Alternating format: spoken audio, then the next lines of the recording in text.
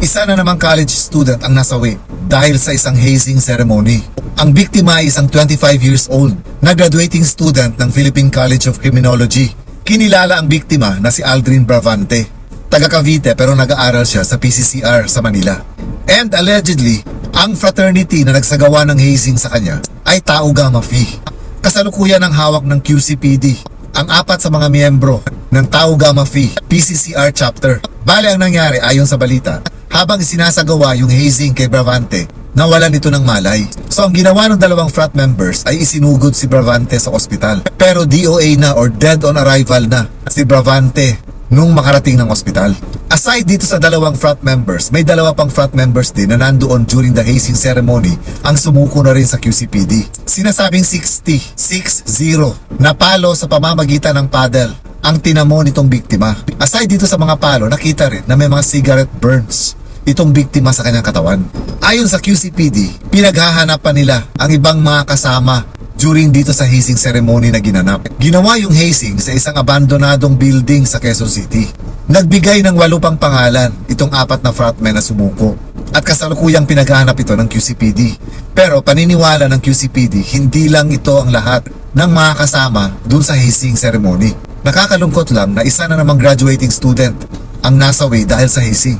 And at the same time, nakakalungkot din na ang lahat ng participants dito sa hazing na ito ay masisira na rin ang mga buhay nila. Dahil ang parusa sa paglabag sa anti-hazing law ay pagkakakulong ng habang buhay at 3 million pesos ang penalty. Kung maalala natin, noong March 2023, hazing din ang ikinamatay ni John Matthew Salilig. At ang nagsagawa ng initiation rites niya ay Tau Gamma Phi rin. Parang paulit-ulit na lang na kapag may namamatay sa hazing, madalas Tau Gamma Phi ang involved na fraternity. Although alam naman natin na maraming chapters ang isang fraternity. At sabi nga nila, ang kasalanan ng isa ay hindi pwedeng ibunton sa lahat. Kumbaga, kung nagkamali ang isang chapter, hindi ibig sabihin ito na ang buong chapters ng Tau Gamma Phi ay pare-pareho. Nakakapagtataka rin kasi kung bakit parang yung ibang mga chapters ay hindi takot na magsagawa pa rin ng initiation sa pamamagitan ng hazing. When in fact, alam naman nila na bawal ito dahil meron mang sinasabing no contact policy. So ibig sabihin nito, may ibang mga leaders ng ibang mga chapters na hindi sinusunod yung no contact policy at patuloy pa rin sila nagsasagawa ng hazing during initiation rites. Hindi rin kasi natin masasabi na lahat ng fraternities ay masama. Dahil may ibang mga fraternities, even itong Tau Gamma Phi, may iba silang mga chapters na may nagagawa namang kabutihan sa mga communities. Meron din silang mga outreach programs kumbaga. Yun nga lang, hindi nila nababantayan ang lahat ng mga leaders nila para mahigpit na ipatupad itong sinasabing no contact policy.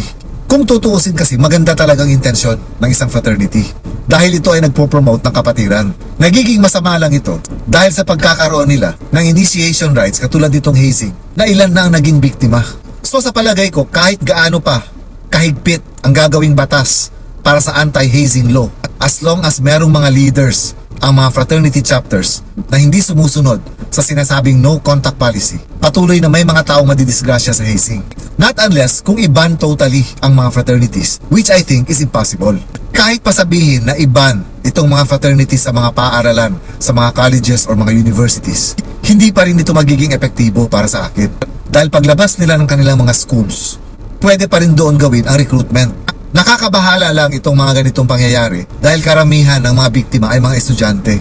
Maagang nawawala yung mga buhay nila at nasisira yung mga pangarap nila at pangarap ng mga magulang nila para sa kanila. At sabi ko nga kanina, hindi lang buhay ng biktima ang nasisira dito, pati yung buhay ng mga participants dito sa hazing na isinasagawa. Sa paglabag sa anti-hazing law, mabigat na yung parusa dahil ito ay reclusion perpetua o pagkakabilanggo ng habang buhay. At hindi lang ito ipapataw doon sa mga frat members na mismong pumalo doon sa biktima. Ganito rin ang parusa kahit kung ikaw ay isang observer lang or nanonood lang ng initiation rites.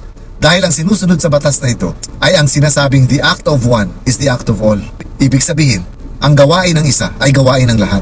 Even yung mga magulang nitong mga sumasali sa mga fraternities, may limitasyon din ang kaya nilang gawin para mapigilan ang mga anak nila. Lalong-lalo na kung yung mismong anak ay hindi naman nagsasabi na may sasalihan siyang fraternity. So ang control talaga dito ay dun mismo sa taong sasali sa fraternity. Kung palagay niya na talagang kailangan niyang sumali sa isang fraternity dahil sa palagay niya, dito siya mag-grow, dito siya magkakaroon ng maraming kaibigan, Dito siya magkakaroon ng magandang exposure. O di kaya ay dito niya makikita yung sinasabing sense of belonging sa pamamagitan ng pagkakaroon ng isang fraternity. Bago siya sumali dito, pag-isipan niya ng maigi. At dapat alamin niya kung yung chapter na papasukan niya ay sumusunod ba sa no contact policy. Ibig sabihin nito, may initiation rights pa rin.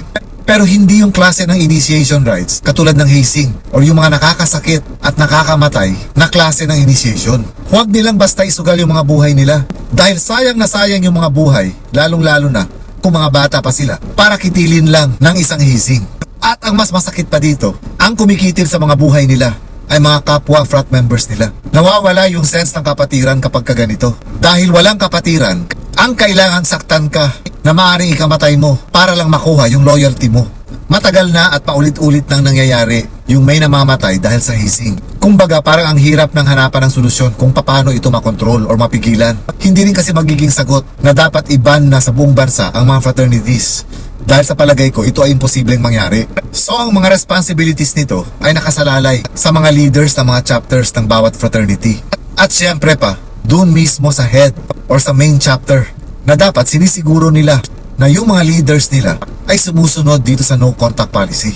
At sa mga magulang din siguro, dapat din na paulit-ulit nilang paalalahanan ang mga anak nila na kung pwede lang, sumali na lang sa ibang mga organization instead of joining fraternities or sororities na hindi natin nasisiguro kung ang bawat fraternity or bawat sorority ay sumusunod sa no contact policy.